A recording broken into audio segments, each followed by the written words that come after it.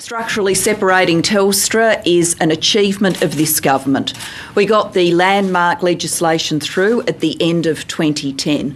What structural separation means, put simply, is that Telstra provides wholesale services and people can compete for the provision of those services to consumers.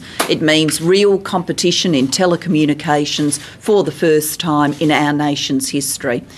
The decision today means that there can be genuine competition in telecommunications from today on. But it particularly means that we are able to deliver the national broadband network with the wholesale price around the country that we have promised, that people in the country would get the same benefits, the same wholesale benefits as people in other parts of the nation. This is an important development. We now have the funding, the legislation and the regulatory approval we need for the rollout of the national broadband network. By the end of this year, around 750,000 Australians will see the national broadband network completed or underway, so actually in their own communities where they live. This is an important development for those Australians, and NBN is vital to our future competitive ability as a nation. It makes clear the choice at the next election. It'll be a very simple choice, one between broadband or no broadband. We are delivering broadband. Mr Abbott is committed to demolishing the NBN.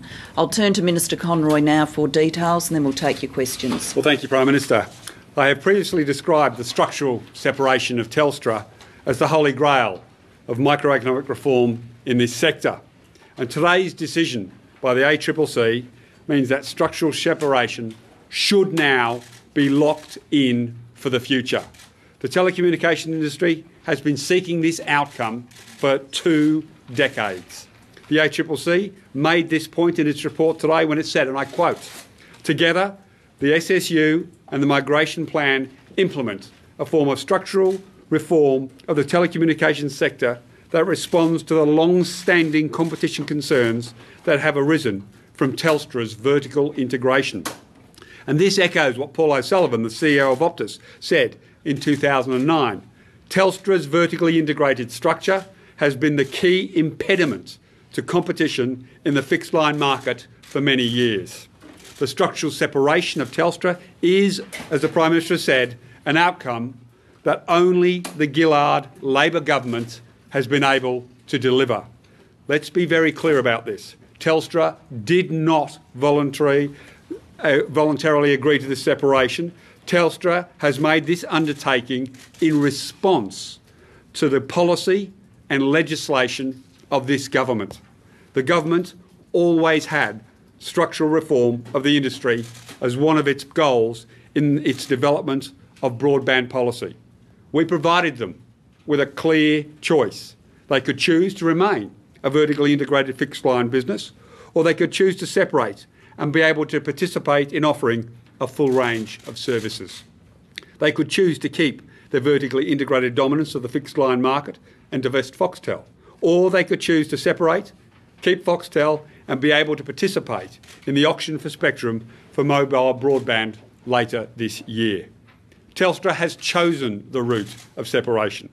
Telstra's shareholders have supported the decision, with 99.45% voting in favour of it. The structural separation undertaking sets out how Telstra will decommission its copper network as it progressively migrates customers to the NBN. The migration plan that accompanies the undertaking sets out how Telstra will shut down its copper network. As NBN Co completes its fibre network in an area, an information campaign will commence advising customers that the copper line will be disconnected. Consumers will have the option to choose from any of the retail providers offering services over the NBN. In every greenfield estate above 100 premises, new housing estates, each new premise is already served by structurally separated access. There is no copper. And as we progressively close down the copper network, other providers still need to access Telstra's coppers to provide services. The undertaking also provides measures to improve the terms under which they do this. This delivers equivalence and transparency in the supply of regulated services to Telstra's wholesale customers. This ensures that these services are supplied to wholesale customers on the same terms as they are supplied to Telstra's retail arm. Levelling the playing field in the telecommunications sector will result in better services to Australian consumers at lower prices. We have already seen the emergence of strong price competition and service innovation from a range of providers to the NBN. The acceptance of the undertaking will also trigger the finalisation of the agreements between NBN Co and Telstra that will advance the rollout of the NBN. ACCC approval of the SSU is one of the final steps in completing the definitive agreements between Telstra and NBN Co. Once finalised, NBN Co will gain full access to detailed information about Telstra's network of pits and ducts. This data is vital for NBN Co confirming its 3-year rollout schedule, which will be released before the end of March.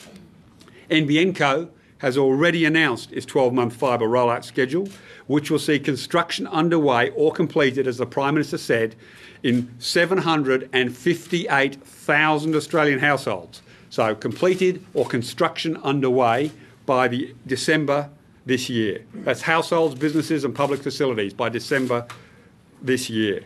Australians are already seeing the benefits of retail competition over the NBN, with retail service providers announcing some very competitive NBN plans. In fact, many of the current broadband service offerings offered over the NBN compare favourably with prices for ADSL 2+ in the marketplace today. For example, many of you wouldn't have seen this, but a company called Sky Mesh is offering NBN fibre services from $29.95 per month. That's it, one price. No line rental, $31 on top, $29.95 for NBN Co services. Optus's plans start from $39.99 per month for a bundled plan. And a number of other retail service providers are offering plans starting from $34.95. So this is a very exciting time to be a broadband consumer.